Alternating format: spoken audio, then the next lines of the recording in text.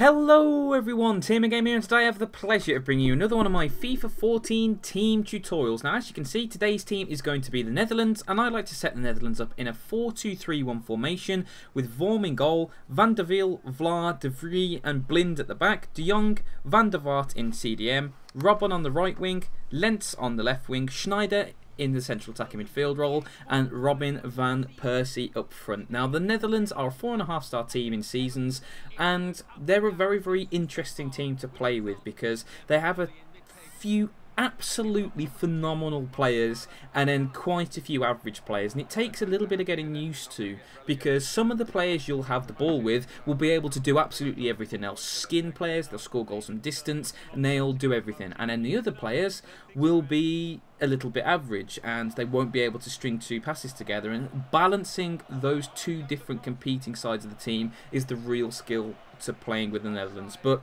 as always, let's start off in goal with Michel Vorm. Michel Vorm's a very solid keeper. He has 83 diving and 85 reflexes, very useful shot-stopping stats. Unfortunately, he has no long throw trait and he only has 74 handling, which is very disappointing. And you see him a lot of the time flop balls back into the box or drop easy shots, and it can create a bit of pressure. But he's by far the best keeper available to you. His actual shot-stopping abilities are quite nice, despite the evidence shown to you from Delafeu's goal right there. But he's a decent keeper, and he's someone most of the time you can rely on to not do anything too ridiculous for you, which is always nice in goal. Starting off at right back, now moving up into the defenders, we go to Van der Wiel. Now Van der Wiel has high attacking work rate and medium defensive work rate, so he will get up and down the pitch. He's relatively quick, 84 acceleration, 85 speed. He has decent crossing, 77, and his slide and stand tackling are 74 and 75 respectively. He's solid, nice and solid fullback, relatively mobile. He can put a decent challenge in, he can put a good crossing if he's in the right area. He's just, like I mentioned, solid. 3-star weak foot, 3-star skill moves as well, so relatively good on the ball. He just fills in, does a nice job. Again, he's a player you can rely on to do a solid job, just like Michel Vorm.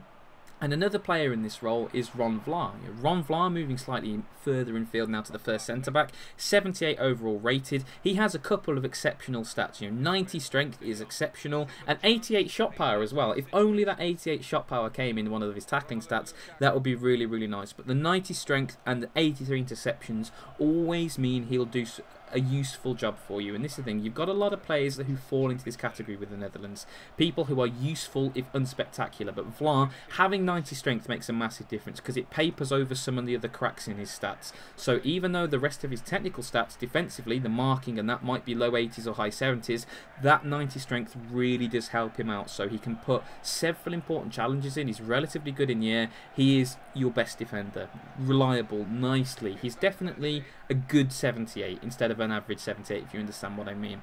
The guy alongside him, on the other hand, is less useful. De Vrij, I probably pronounced that wrong. Apologies to all my Dutch fans. I've got a few of them out there. Apologies if I butchered his name there. But on FIFA, this guy is not fantastic. He has 80 jumping, and that's his best attribute. He has 77 strength, which is decidedly dodgy considering he isn't the quickest centre-back at all. Not great speed. And he has 76 and 77 rated tackling, slide and standing respectively. So these are not fantastic stats. When you bear in mind as well, he has medium work rate, so occasionally he will wander upfield for no good reason and won't get back. He is average. He's a very average player for a 4.5-star team, and you can get exposed by him a lot of the time. Vlaar is solid, De Vrij less so. So that's something you have got to be wary of. He has very few good stats and he has a lot of weaknesses, but again, use him in a supporting role. Be aggressive with Vlaar and try and cover with De Vrij, and you'll have a little bit more of a success doing that. And moving over to the left back position, you've got Blind. Now Blind has a few good stats that on paper make him look exceptional. He has 86 stamina, which is really nice. He has high work rate, so he will get up and down the field, but he has very slow speed, 65 speed. So yes, he has good work rate and good stamina, but that means when he does get up the field, it will take a lot to get him back into position. This is a big problem with the Dutch. You can get caught out on the counter-attack with them. That's something you do have to pay a lot of attention for. The rest of his stats, 76, 79 tackling, pretty good. 81 short passing, pretty good. He's definitely more solid. He can win the ball back nicely. And then simple ball, and if you do get him forward into a position, he will, work hard. He'll run up and down the wing all day for you. He's dependable, One of those players, again, falling into that bracket. Just a solid player who won't let you down too often, but he won't set the world alight either.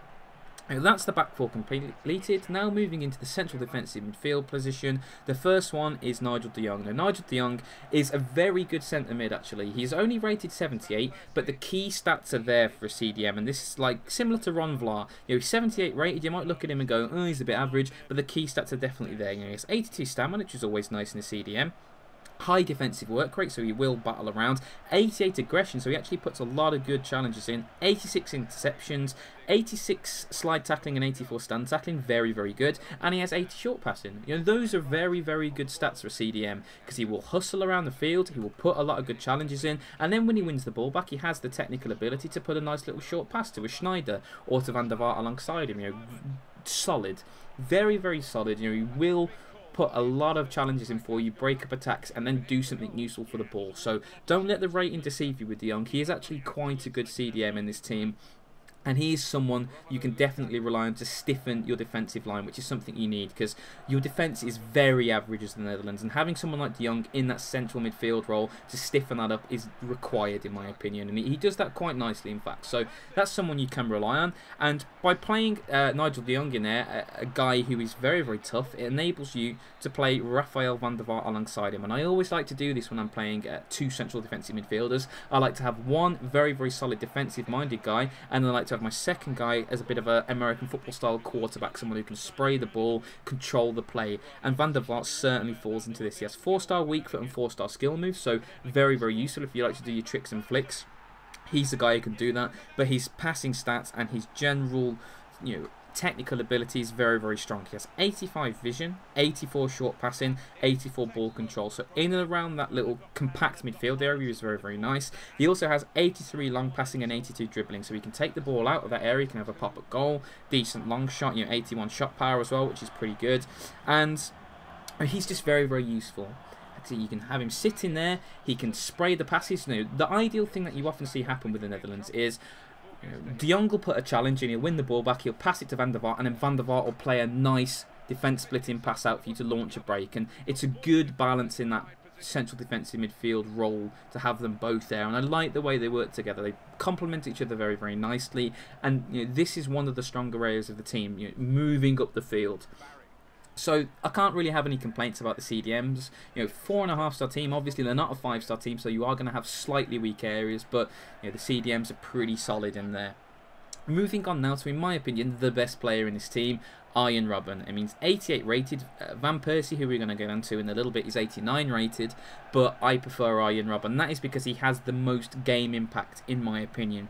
Because he has some of the best physical stats in the game. 93 acceleration, 92 agility, 91 balance, 91 sprint speed. Those are incredible, incredible physical stats. And when you pair that with his 93 dribbling, with the ball at his feet, he is one of the best players in FIFA. 4-star skill moves as well, which is really, really nice. Unfortunately, he only has 2-star weak foot, which is a massive problem. 2-star weak foot really is abysmal, and it holds players like Robben and Mesut Ozil back. It really does. But his left foot is phenomenal, and you'll see quite a lot of times I'll cut inside, always threaten that inside channel and have Van der Vaart go alongside the outside, just like in this move here, to try and provide the width. But if push comes to shove, Robben can shovel a reasonable cross into the box with his right foot. It's not the end of the world, but don't expect too much from him. The real strength of Arjen Robben's game is his goal-scoring ability. He can dribble fantastically. He has 87 attack positioning as well, so he's always in a good position when he receives the ball. 89 long shots and 86 shot power. He can cut in and unleash bullets with that left foot, and if the shot isn't on, he has decent technical ability just to play the pass in or inside to Schneider. Very, very talented player. He is a bit of a one-trick pony. You know what's coming with Arjen Robben. He's going to try and get onto his left foot and do something with that, but whether you can stop it is a different question, and a lot of the time the answer is no, and Arjen Robben will do a lot of work for you. So very, very good player. The guy on the other side of the field on the wing is Lentz, and again, he's only 78 rated, but he's actually pretty solid. He's a very, very solid winger for that rating. 4-star weak foot, 4-star skill moves, only medium low work rates, which is very unfavourable with any player. Medium is really the work rate that I will settle for.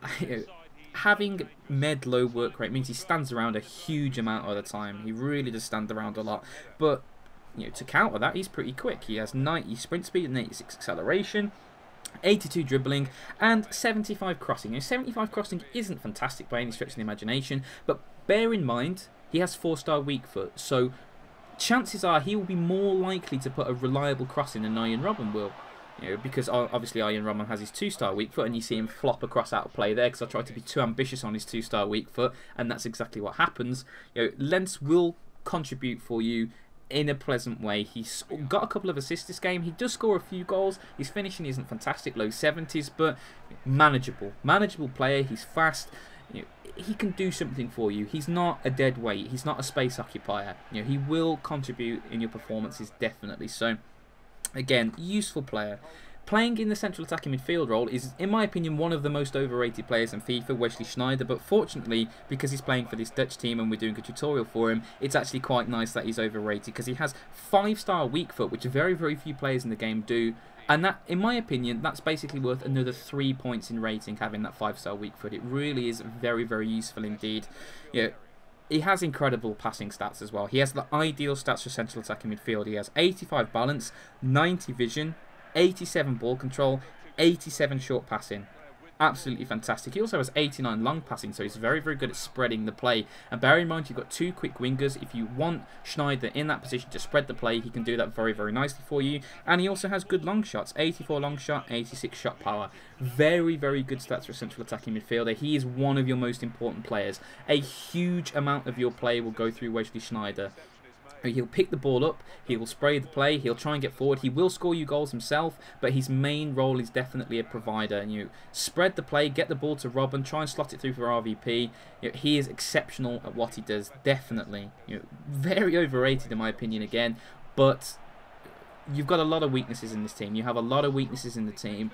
Wesley Sneijder is certainly not one of them. He is a very, very potent central attacking midfielder, and he provides excellent service for, in my opinion, the best pure finisher in FIFA, Robin van Persie. Out of all the strikers, I mean, you could obviously say Messi and Ronaldo, but those guys are overpowered in FIFA. Of the next set of guys, RVP has incredible finishing attributes. 90 shot power, 92 volleys, 91 finishing, 87 long shots. When you pair that with his 87 reactions and his 90 attack positioning, he's always in the good position. He will always get a good shot on target for you. And he actually has 4-star weak foot as well, which is something I don't think a lot of people realise. A lot of people see RVP and they will refrain from using his right foot pretty much completely because they have that image in the head of his left foot is godlike, which it is. It's an incredible left foot. But he can also finish with his right, which is very, very useful. He's not the best in the air. That is one weakness. But he does do a very, very good job everywhere else. Very solid. And if he is open, he can score the odd header here and there. But his main role definitely is to act as a pure finisher. And this brings me on nicely as the video slowly winds to a close, because as you can probably tell, this guy rage quits in this game. But the best way to play with the Netherlands, what is it? In my opinion, the best play to play with the Netherlands is tight defensively, preferably on defensive, and then have counter-attack on. Because what you can do is you can basically do this. You can break with players like Ian Robben, you can get the ball to Van der Vaart and Sneijder quickly and spray the play and try and get the ball upfield as fast as possible. You do not want to rely on keeping the ball too much, too much short passing and tick-attacker, because if you lose the ball in a bad position, your defence are not up to bailing you out very, very often. You have to appreciate the limitations of your defence. You've got players who will do a job for you, but they are not going to hold off 90 attackers, no chance at all. So if you play on defensive, if you play with counter-attacking, if you sit a little bit deeper and then explode out on the break with your talented attacking players, you can have a lot of success with the Netherlands. But they are certainly a team that requires you to have a particular mindset when you play with them. Just like when you play with a Barcelona, you've got to, or a Spain, you've got to pass the ball a lot because they don't have a real powerful target man, and all of their players are technically gifted, so you can knock it around beautifully. With the Netherlands, you've got to play a little bit more direct. You don't have to lump it by any stretch because you've got those key players in the certain positions to knock the ball around nicely, but you have to always imagine that you're going forward. Don't just pass sideways for sideways sake with the Netherlands, because eventually you'll knock the ball back to Blind or Van der Wiel and he'll lose it in a bad position, and then De Vrij will completely get dominated in the air by any decent striker and you'll concede needless goals. So if you can cut that out with the Netherlands, they will be a good team for you, because there's no doubt going forward they're very, very potent. So appreciate their weaknesses, and you will have a good amount of success with the Dutch, because they are fun to play with, there's no doubt about that. But once again, guys, I really hope you've enjoyed the video. Thank you so much for watching, and have a great day.